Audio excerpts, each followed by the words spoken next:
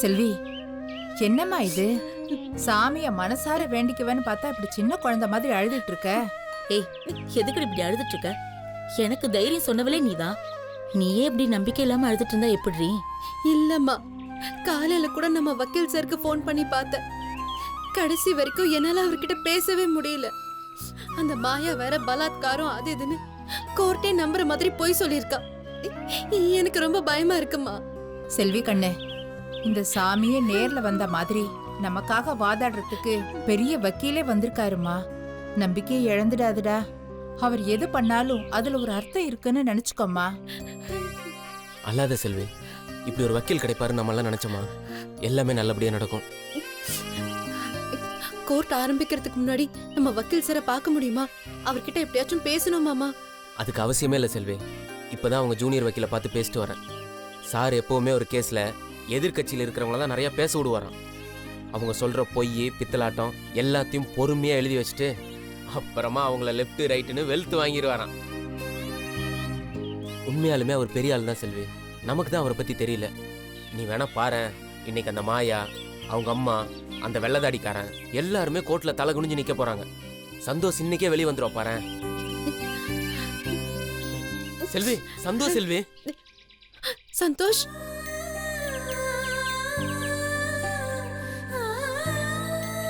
தம்பி வாங்க போலாம். சார், அங்கே என் ஒய்ஃப் நிற்கிறாங்க. ஒரு 2 மினிட்ஸ் பார்த்து பேசிட்டு வந்துடுறேன் சார். Please sir. சீக்கிரம் வா.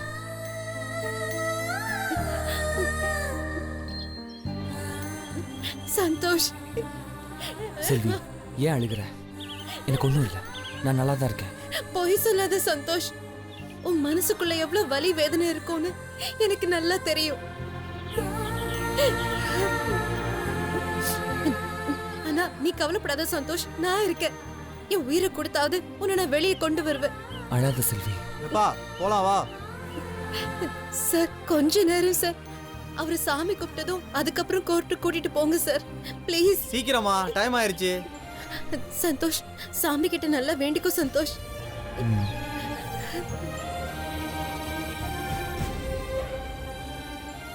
உன்னை தயவு செஞ்சு கெஞ்சி கேட்டுக்கிறேன், என் புருஷனை காப்பாத்து.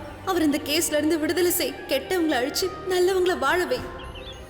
எனக்கு தண்டனை கிடைக்குமோ இல்லை விடுதலை ஆகணும் எனக்கு தெரியாது. ஆனால் என்னை விட கஷ்டமும் ரொம்ப வேதனையும் அனுபவிக்கிறது என்னோட மனைவி தான். தயவு செஞ்சு அவளுக்காகவாது, அவளோட நிம்மதிக்காகவாது இந்த துன்பத்திலேருந்து என்னை வெளியேடு கடவுளே.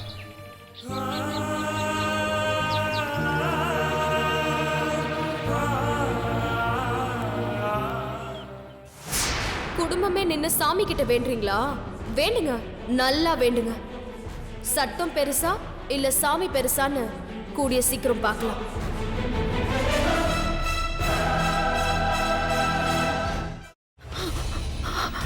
இதுக்கு மேல என்ன சொல்ல போற? சொல்றதுக்கு வேற ஏதாவது பொய் இருந்தா சொல்லிடு. அவதான் ஏமாத்தி எல்லாத்தையும் என்கிட்ட இருந்து பறிச்சிட்டான்னு பார்த்தா நீயும் இப்போ அதே தான் பண்ணிருக்க.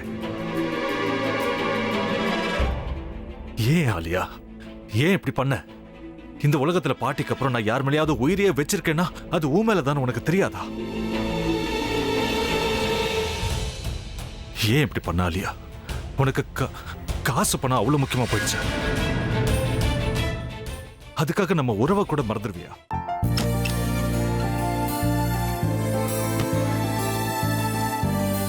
சக்தி சக்தி, ஒரு நிமிஷம்.